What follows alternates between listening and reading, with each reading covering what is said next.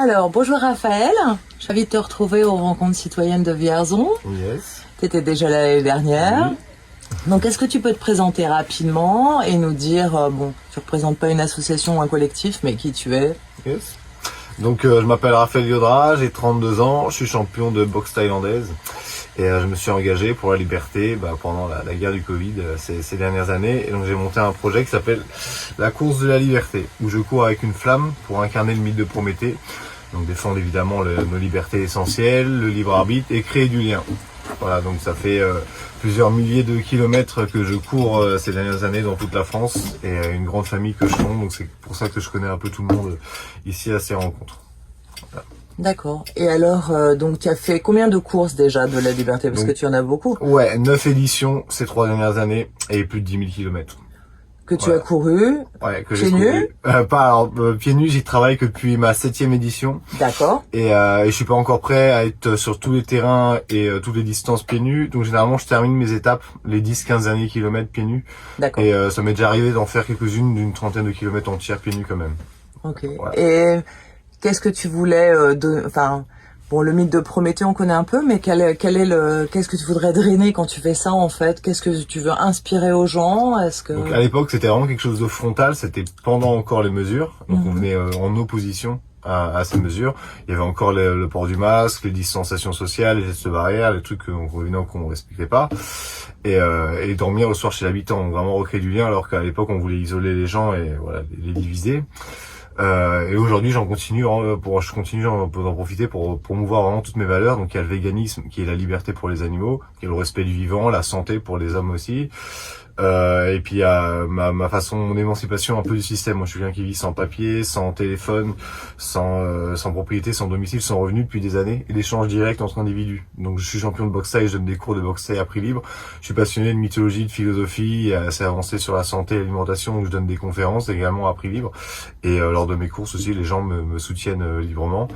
Et donc voilà, montrer qu'on peut vivre différemment aujourd'hui. Et j'ai une forte connexion avec la nature, c'est ce qui me permet cette émancipation possible. Je baigne en milieu naturel toute l'année, quelle que soit la température extérieure ou de l'eau.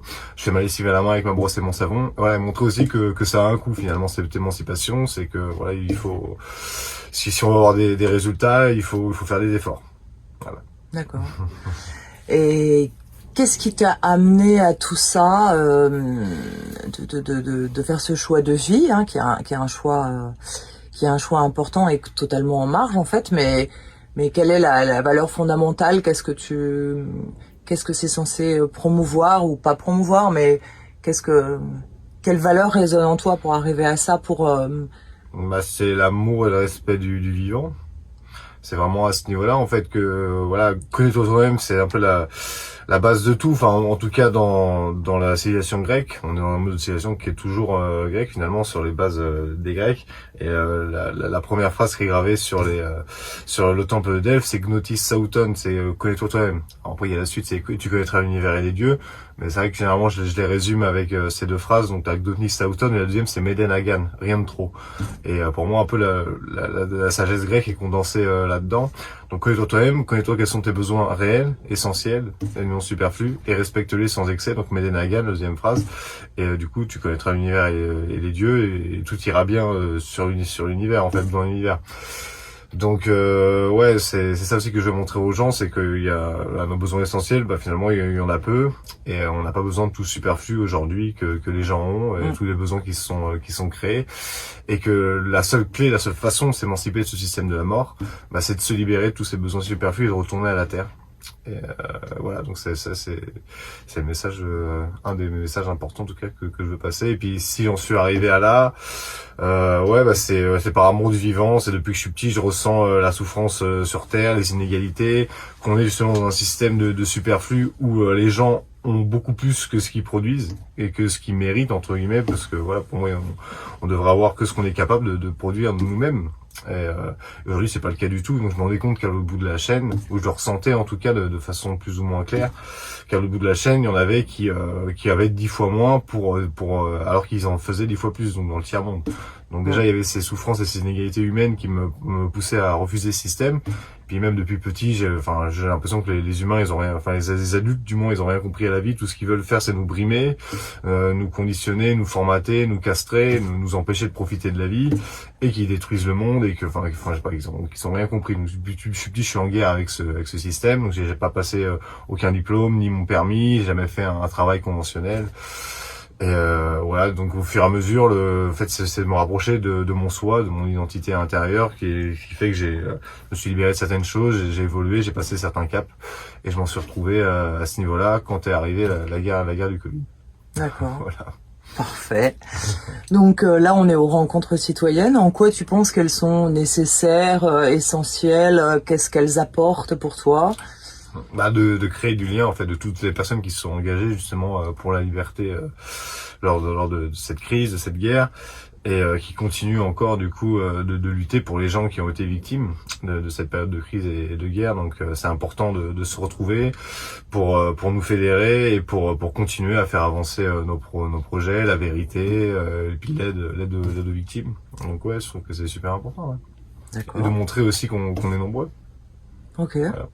Bon, et dernière question, si je te donne une baguette magique et que tu peux changer une chose pour un changement de paradigme dans les années à venir, ce serait quoi? C'est un monde vegan. Et c'est ce à quoi je lutte de façon le plus activement, parce que je pense vraiment que c'est l'action la plus disponible, la plus accessible à tous pour changer ce monde de façon saine globalement en fait. Tous les règnes sont concernés en fait, minéraux, végétaux, animaux et humains.